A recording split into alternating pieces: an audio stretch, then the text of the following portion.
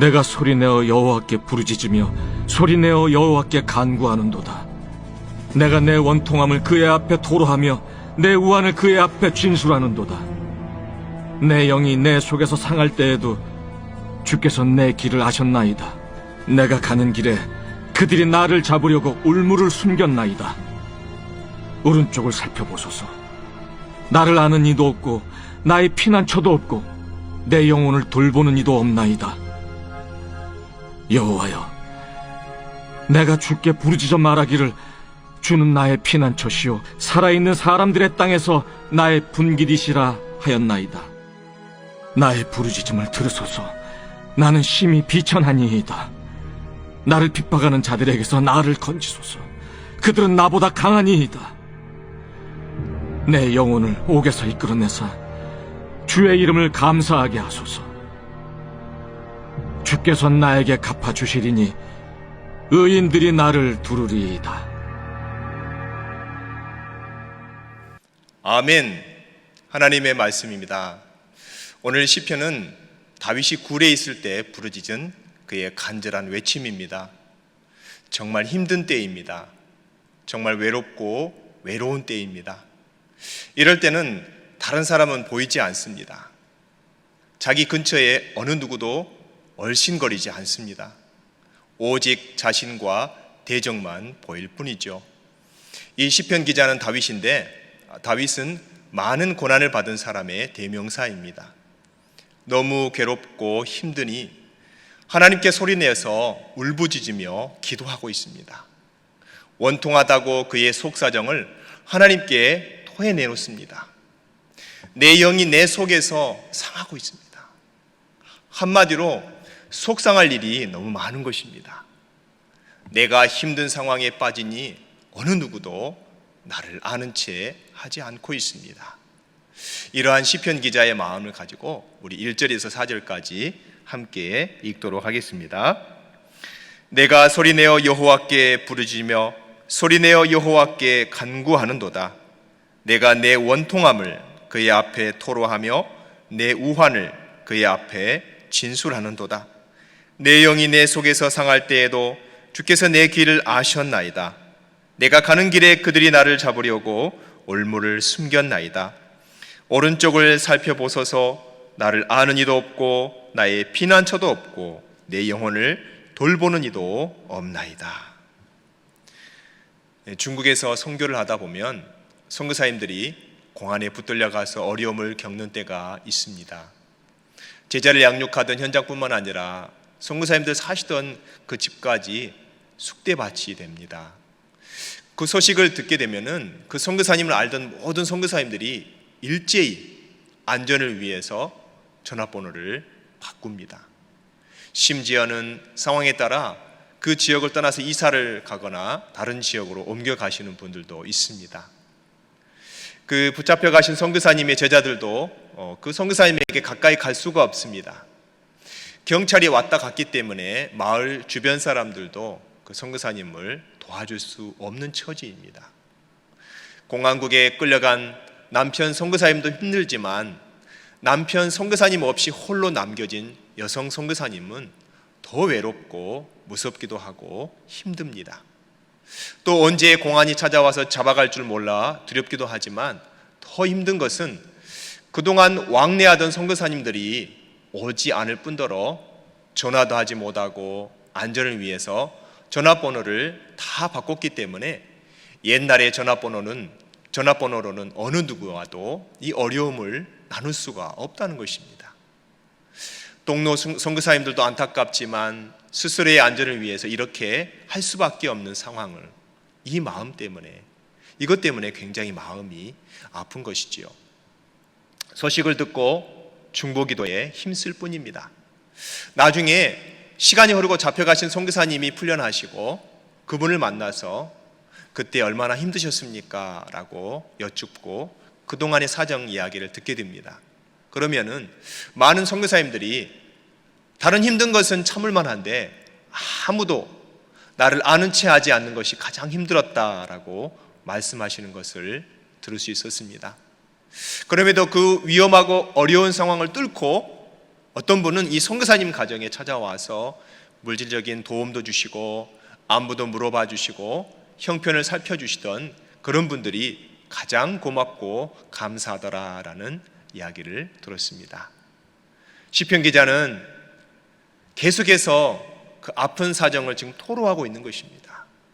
내 속마음을 알아주거나 헤아려주는 사람이 없는 것이죠. 내 영혼을 돌봐주는 사람이 없습니다. 이것은 정말 딱한 노릇입니다. 미국에서는 학교에서 학생이 사고로 죽게 되면 그를 알고 있는 모두가 함께 슬퍼합니다. 교장 선생님이 학교의 모든 학부모와 학생들에게 그 슬픈 소식을 알리고 위로하는 내용의 편지를 보내는 것을 제가 학부모로서 또 받아보기도 했습니다. 그리고 그 학생의 가족과 또 함께 공부하던 친구들, 그 학생을 가르치던 교사와 그 학생을 알고 있는 모든 사람들이 이 일로 인해서 상처받았기 때문에 공동체 자체를 치유하기 위해서 원하면은 언제든지 상담가를 만나게 해줘서 그들의 마음을 어루만져주고 치유하는 데 집중하는 것을 보았습니다. 나를 알아봐주고 아는 체 해주는 사람들이 있다는 것은 정말 행복한 것이지요. 겉으로만 아는 체 하는 것이 아니라 내 속마음까지 헤아려 준다면 얼마나 좋겠습니까? 내 영혼까지 돌봐주는 사람이 있다면 그것이 바로 천국이 아니겠습니까? 그런데 이 세상에 많은 사람들이 그렇게 살지를 못합니다. 내 마음을 몰라줘요. 또 다른 사람을 알아주기도 쉽지가 않습니다. 그래서 많은 사람들이 외롭다고 이야기를 합니다. 많은 사람들이 외로움을 호소하지만 그 중에 가장 딱한 사람들은 여러 가지 사정으로 어린 나이에 아버지를 잃고 아빠 없이 자라고 있는 자녀들인 것 같습니다.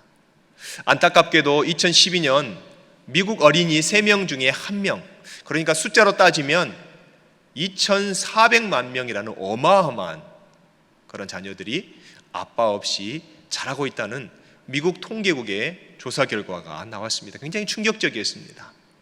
어린 시절 아빠 없는 가정에서 자란 아이들이 맞게 되는 위기가 심각하다는 그런 연구들이 계속해서 이어졌습니다. 그래서 미국의 비영리단체 북권 회복 운동의 발표에 따르면은 아빠가 없는 가정에서 자란 아이들은 거의 모든 부분에서 그렇지 않은 가정의 아이들보다 문제에 노출되어 있었습니다. 가정 경제의 축인 아빠가 없는 가정에서 자란 아이들은 그러지 않은 가정에 비해서 가난해질 가능성이 4배나 높게 나타났습니다. 아버지 없는 가정의 아이들은 그렇지 않은 아이들보다 더 높은 공격 성향이나 또 정신 건강에도 문제가 있었습니다. 유아 사망 위험도 2배나 높았고요. 아버지의 부재는 아이들의 성장 과정에서 비행 가능성도 높았다는 것입니다. 그래서 미국 재소자 5명 가운데 1명은 아버지 역시 교도소에 수감 중이었습니다. 악순환되는 것이죠. 10대 미혼모도 아버지가 있는 가정에 비해서 아버지가 안 계신 가정에서 7배나 높다고 통계가 나왔습니다. 약물이나 알코올 중독에 빠질 가능성도 컸고요. 비만 아동들도 조사해 봤더니 아버지 없이 사는 그 비율이 비만이 아닌 아이들보다 2배나 높다는 것입니다. 또 아버지 없는 가정의 고등학생들이 학교를 제때에 마치지 못하는 확률이 그렇지 않은 가정보다 2배나 높았다고 이야기합니다. 자녀의 성장에 이 아버지의 역할이 이렇게 중요하다는 것이죠. 연구 결과가 그것을 말해주고 있습니다. 미국 펜실베니아 대학 연구팀에 따르면은 아빠를 다정하고 친근하게 여기는 자녀의 대학 입학률이 그렇지 않은 아이들의 2배나 높았고요. 우울증은 절반 이하로 떨어졌다고 이야기합니다. 뉴욕대 폴 비츠 박사는 유명한 무신론자들의 생애를 조사한 결과 거의 전부가 아버지가 없었거나 있더라도 냉정했거나 같이 살지 않았고 폭력적이었다라는 결론을 내놓았습니다. 이 통계와 연구 결과는 세계 어느 나라든 공통되게 적용될 것입니다. 지금 한참 자라고 있는 아이들은 엄마도 필요하지만 아빠가 꼭 필요합니다. 아빠가 계시지만 없는 것처럼 아빠의 돌봄 없이 자라고 있는 자녀들도 의외로 많이 있습니다. 바라옵기는 그런 모든 가정에 아버지의 자리가 회복이 되고 우리 자녀들이 잘 자라서 행복하고 건강한 가정들이 이 세상에 가득가득 채워지기를 주 예수님의 이름으로 축원드립니다. 오늘 이 시편 기자는 지금 피할 곳도 없다고 호소하고 있습니다. 이스라엘에는 전혀 의도하지 않은 그 살인 사건이 일어났을 때 피고인이 억울함을 풀 때까지 안전하게 도망가서 목숨을 건질 수 있는 도피성이 곳곳에 있었습니다. 그런데 시편 기자는 나는 피난처가 없다라고 이야기하고 있는 것입니다. 안전하게 머무를 곳이 없습니다. 음식을 먹다가도 잠을 자다가도 쫓는 자가 가까이 오게 되면 도망을 가야 하는 그런 도망자 신세입니다. 옛날에 한국 사람들은 늘 전쟁이 끊이지 않고 많았기 때문에 도망갈 준비를 늘 하고 있었습니다. 그래서 밥을 늘 빨리 먹는 그런 습관이 있었습니다. 제가 어렸을 때도 밥이 맛있어서 음식이 맛있어서 이렇게 급하게 빨리 먹게 되면은 어르신들이 꼭 그런 말씀을 하셨습니다. 너 어디 피난 가냐? 왜 이렇게 빨리 음식을 먹니? 너 잡으려 오는 사람 없으니까 천천히 먹어라, 안심하고 먹어라, 이렇게 말씀하시던 그런 때가 기억이 납니다. 나의 대적은 늘 나를 잡으려고 함정을 파놓고 덫을 설치해 놨다고 시편 기자가 이야기합니다. 그들은 나보다 강합니다. 그러나 인생은 언제나 반전이 일어난다는 것이죠. 사랑하는 여러분, 우리 인생은 이런 반전의 순간이 있기 때문에 살다가 힘들고 어렵지만 그래도 인생은 참 아름답다라고 말할 수 있는 것입니다. 힘들고 외로울 때 우리가 부르짖어 기도할 수 있습니다. 기도할 때 하나님은 나의 목소리를 들으시고 나에게 응답하신다는 사실입니다. 기도는 최고의 희망이며 가장 좋은 대안입니다. 하나님은 고통 중에 홀로 신음하는 사람, 바로 그 곁에서 그의 부르짖음을 들으시고 계십니다. 하나님조차 없이 완벽하게 혼자 외로울 때라는 것은 우리 인생에 결코 존재하지 않습니다. 하나님은 고난의 때에 특히 나와 가장 가까이 계시기 때문입니다. 하나님은 내 영이 내 속에서 상할 때도 내 길을 아셨습니다. 하나님은 전지하십니다. 그러니 대적 앞에서도 하나님은 내 머리에 기름을 부어주십니다. 다윗은 시편 23편 5절에 이렇게 노래합니다.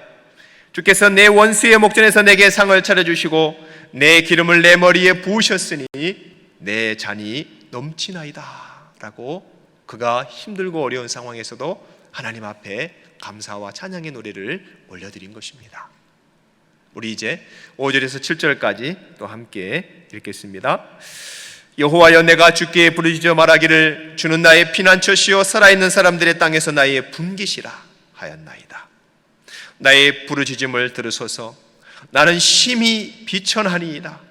나를 핍박하는 자들에게서 나를 건지소서. 그들은 나보다 강하니이다.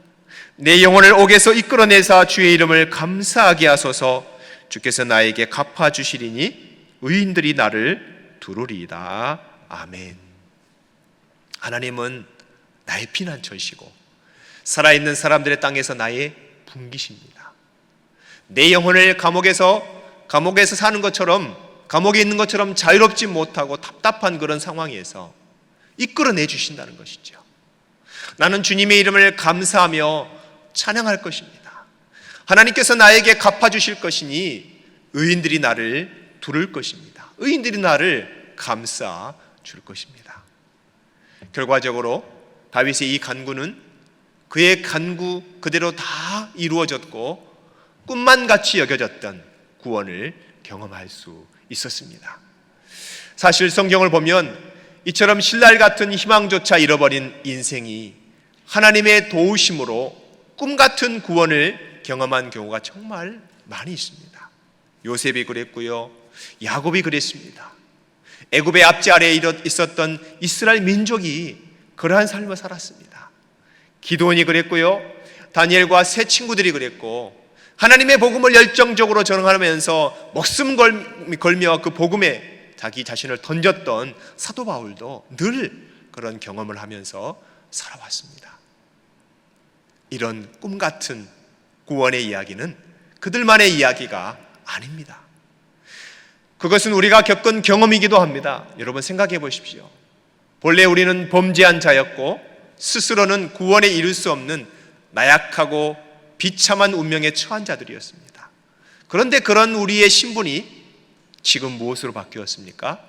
바로 하나님의 자녀로, 구원받은 자로, 천국을 상속할 자로, 하나님의 영광을 바라고 즐거워하며 이것을 누릴 자로 변화된 것입니다. 그야말로 꿈과 같은 구원을 우리가 체험하게 되었습니다. 이러한 구원의 이야기, 극적인 역사는 우리 인생에 한 번만 있는 일이 아닙니다. 그것은 지속적으로 거듭해서 계속되는 일입니다. 낙담 중에 있을 때 하나님은 우리에게 희망을 주시며 연약할 때 우리에게 강함을 주십니다. 깊은 수렁 같은 절망의 구렁텅이에서 서서히 빠져갈 때도 우리에게 희망과 용기의 밧줄을 던져주셔서 든든하고 흔들림 없는 그 반석 위에 세우시고 패배 직전에 놓인 우리를 대신해서 싸워주셔서 승리하게 하시는 그분이 바로 우리의 전능하신 하나님이십니다. 지금도 하나님은 비천함과 절망에 빠진 모든 인생들, 세상 가운데서 깊은 신음의 나날을 보내고 있는 모든 사람에게 구원을 베푸시기를 원하며 그 일을 우리 안에서 이루어 나가고 계십니다. 사랑하는 여러분, 요즘 뉴스를 보면 너무나 힘들고 어려움을 겪고 있는 사람들이 많이 있습니다. 그러나 우리가 꼭 기억할 것은 이 세상에 우리의 힘이 되어주고 위로가 되어주고 도움이 되어줄 사람이 참 많은 것 같지만 어느 순간 우리는 인생이라는 이 광야 한가운데 홀로 버려진 외롭고 연약한 인간일 뿐이라는 것을 그 어려운 사정을 당할 때마다, 어려운 일을 당하는 사람을 만날 때마다 우리가 깨닫게 됩니다. 이 세상에서 입은 그 수많은 상처들로 우리가 아파하지만 누구도 그것을 알아주지 않고 치료해 주지도 못하지만, 그래서 어디로도 나갈 수 없는 진퇴양난의 처지에서 허우적거리는 그런 비참한 상황 속에 우리가 처하기도 하지만 우리가 그 가운데서 깨닫는 것은 이것이 인간이며 인생일지라도 우리는 결코 혼자가 아니라는 사실입니다. 사랑하는 여러분, 우리는 결코 혼자가 아닙니다. 왜냐하면 우리는 모든 것을 아시며 또한 그의 능하신 손으로 우리를 치료하시고 구원하실 하나님께서 우리와 함께 계시기 때문입니다. 이것을 믿고 그 하나님을 확신하고 소망하는 사람만이 이 세상에서 하나님이 주시는 참된 안정과 참된 평안을 누릴 수가 있습니다. 그러므로 사랑하는 여러분, 하나님 안을 의지하시고 그분께 모든 일들, 그것이 아픔이건 그것이 어려움이건 그것이 원통함이건 다 숨김없이 기도로 하나님께 아뢰십시오. 그것이 우리가 살 길입니다. 그렇게 하셔서 하나님의 구원의 능력을 늘 경험하시는 복된 삶, 그리고 승리와 축복의 삶을 오늘도 누리게 되시기를 주 예수님의 이름으로 축원드립니다. 우리 함께 기도하시겠습니다. 주님, 사람들에게 외면당하고 아무것도 할 수 없어서 암담할 때라도 제 감정과 처지를 다 아시는 주님께 마음을 토합니다. 마음을 토하며 하나님 앞에 기도하겠습니다. 제 인생에서 영원히 변하지 않는 피난처와 분깃은 우리 하나님뿐이십니다. 비천함에서 건져 주시옵소서. 감사를 회복시켜 주시옵소서. 주님만을 의지하고 주님만을 기대합니다. 우리를 구원하시는 우리 주 예수님의 이름으로 기도드립니다. 아멘. 이제는 우리 주 예수 그리스도의 은혜와 하나님 아버지의 사랑과 성령님의 교통하심, 하나님만을 나의 피난처와 분깃으로 삼고 의지하며 기도하며 살아가기로 결단하는 연합의 모든 성도님들 머리 위에, 바이러스와 싸우고 있는 의료진들과 연구진들 위에, 이 미국 땅과 조국 대한민국 위에, 또 선교지 위에, 특별히 그 선교지에서 열악한 상황 가운데서 최선을 다하시는 우리 선교사님들 위에 지금부터 영원토록 함께 하시기를 간절히 축원하옵나이다. 아멘.